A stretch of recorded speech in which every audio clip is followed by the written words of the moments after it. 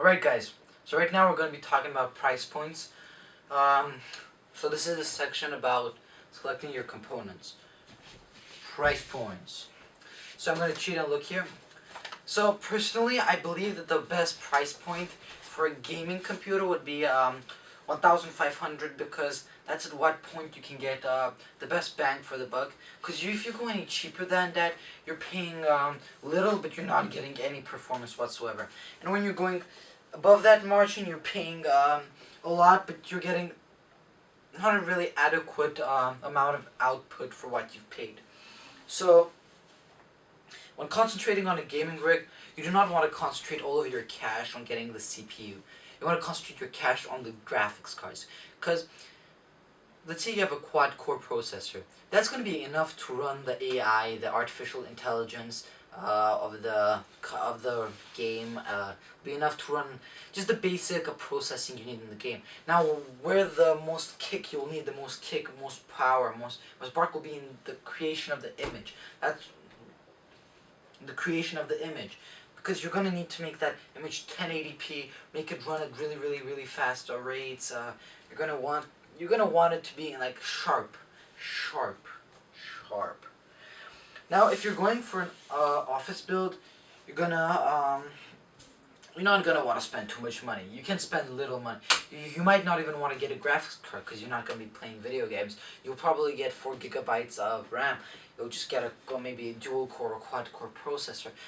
I mean, office computers, you can get them for like $600. You can go even cheaper than that if you're really willing to. But if you're going for an all-in-one PC with a bit of gaming potential as well, you might want to bump that up to $1,000. Now, if you're a professional and you're working, developing video games, video editing, 3D rendering, now that's when it becomes pricey. Because the thing is, you're going to have to spend a lot of money on a CPU, because all of these professional tasks are heavy CPU driven. They take a lot of stress on the CPU. So you'll probably end up spending $400 on the motherboard, nice $600 on the CPU. Maybe if you're getting professional graphics for game development, that's just $4,000 already on each graphics card. So it can really depend. You can get a workstation depending from let's say $1,000. Oh no, 2,000 bucks to anywhere to like 10-20,000 franc bucks. It's super expensive if you're really in that professional level.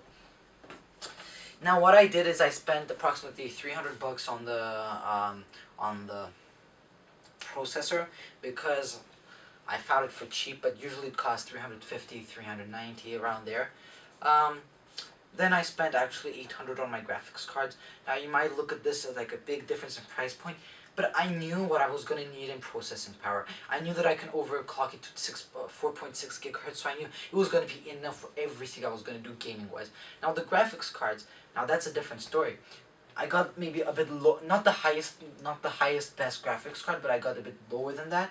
I wanted top and mid-range graphics card, and I got 2 of those. Now this kind of future-proofed my PC, and it allowed me to it's going to probably allow me to game for a few years without having to like worry and change around. I can run any game I want of over 60 frames per second, and that's more than the eye can see. So yeah, that's all on price points. Next video, bottlenecks.